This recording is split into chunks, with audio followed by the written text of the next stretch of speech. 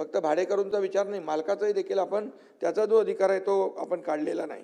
आणि म्हणून आर्थिक दुर्बल घटकांसाठी तर एकीकडे चर्चा सुरू आहे, उपमुख्यमंत्री हे माहिती देत आहेत, तर दुसरीकडे ही दृश्य आपण बघू शकतो लोटांगण आंदोलकांची जी धरपकड सुरू आहे त्याची ही दृश्य, याच्यामध्ये एक जी तरुणी आहे ती आपल्याला पाहायला मिळते. आतापर्यंत तरुणांना ताब्यात घेतलं जात होतं, त्यांना पुढे घेऊन जाताना हे पोलीस दिसत आहेत, तर दुसरीकडे काही तरुणींना सुद्धा पोलिसांनी ताब्यात घेतलेलं आहे. आणि त्याचबरोबर इथं आंदोलन करणारे जे तरुण आहेत तरुणी आहेत त्यांच्यावर सौम्य लाठीचार्ज केल्याची माहिती ही समोर आली आहे. दरम्यान ही तरुणी जी पोलिसांच्या हाती लागलेली आहे, पोलीस तिला ओढून पुढे घेऊन जाताना आपल्याला पाहायला मिळतात. महिला पोलीस या ठिकाणी आहेत आणि जी तरुणी आक्रमक झालेली होती, आक्रमकपणे आंदोलन करत होती, तिला उचलून घेऊन जाताना महिला पोलीस आपल्याला या ठिकाणी दिसून येत आहेत. ही दोन दृश्य नागपूर मधली आहेत आणि विधान भवन परिसराच्या जवळची ही दृश्य आहेत. स्टेडियम मध्ये हा सगळा राडा सुरू आहे, सर्व आंदोलन सुरू आहे. मोठ्या संख्येने राज्यभरातले जे तरुण आहेत ते जमल्याचं आपल्याला पाहायला मिळते. आधी तर वेगवेगळ्या ठिकाणी आंदोलन झालेलं होतं, आपल्या मागण्या सरकार पुढे मांडण्याचा प्रयत्न झाला,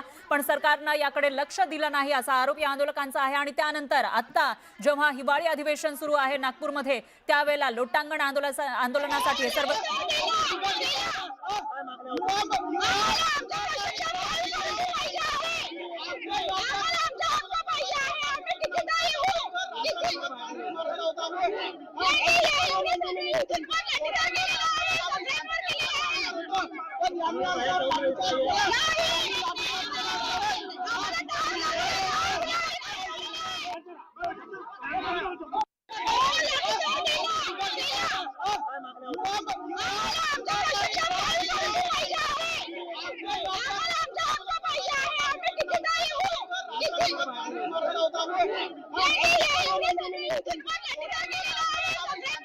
तर आम्हाला आमचा हक्क द्या अशी मागणी ही तरुणी करताना दिसून येते. आणि आम्ही किती वेळा सरकारकडे मागणीसाठी यायचं, आंदोलन करायचं असा सवाल सुद्धा या तरुणीनं केलाय. दुसरीकडे हे जे प्रतिनिधी आहेत आंदोलकांचे ते लोटांगण अक्षरशः घालताना आपल्याला दिसून येत आहेत.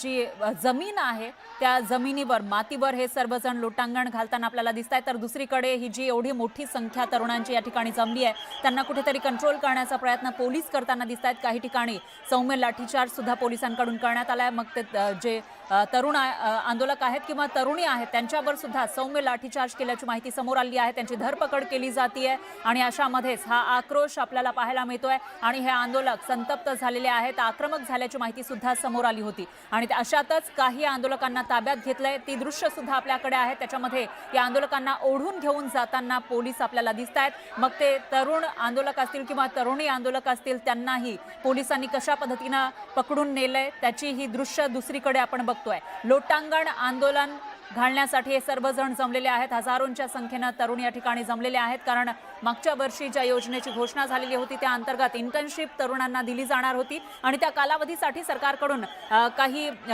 पैसे सुद्धा दिले जाणार होते. इंटर्नशिपच्या त्या स्टायफन म्हणून हे पैसे दिले जाणार होते. मात्र तो कालावधी संपल्यानंतर काय करायचं हा सवाल कुठेतरी आता हे तरुण करताना दिसून येत आहेत. तर ज्यांना मुख्यमंत्री या योजनेअंतर्गत कामावर घेतलेलं होतं त्यांना कायमचा रोजगार द्या अशी मागणी या तरुणांकडून केली जाते. आणि त्याचबरोबर जो मोबदला दिला जात होता, स्टायफन दिलं जात होतं, ते सुद्धा दुप्पट करा अशी मागणी या तरुणांची आहे. आणि तीच मागणी सरकार दरबारी मांडण्यासाठी अधिवेशन काळामध्ये हे सर्व तरुण मोठ्या संख्येनं नागपूरमध्ये जमलेले आहेत. मात्र त्याच वेळेला पोलिसांचा मोठा फौजफाटा आपल्याला दिसून येतोय. पोलीस या तरुणांची जे त्याच्यामध्ये महिला तरुणी आंदोलक सुद्धा आहेत आणि जे पुरुष आंदोलक आहेत त्यांनाही ताब्यात घेताना पोलीस आपल्याला पाहायला मिळतात. मात्र ही दुसरी दृश्य आपण बघितली तर त्याच्यामध्ये एका बिल्डिंगवर चढलेले काही आंदोलक दिसत आहेत आणि त्या ठिकाणीही पोलीस पोहोचले, त्यांना ताब्यात घेण्याचा प्रयत्न पोलिसांकडून होतोय. मात्र हे तरुण जे आंदोलक आहेत ते घोषणाबाजी करताना आपल्याला दिसून येत आहेत. नागपूरमधली ही सगळी दृश्य आहेत.